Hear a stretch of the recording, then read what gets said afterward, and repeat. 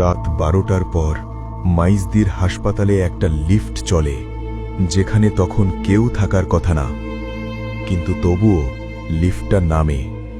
এই হাসপাতাল এখনো চালু, কিন্তু একটা ফ্লোর বছরের পর বছর বন্ধ।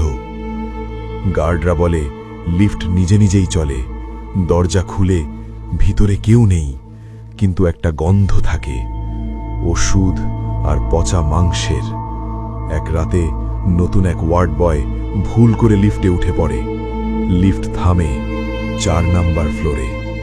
ভিতরে একটা লম্বা করিডোর, দুই পাশে পুরনো বেড, সব বেডের রোগী শুয়ে, চোখ খোলা, সবাই একসাথে তার দিকে তাকায়।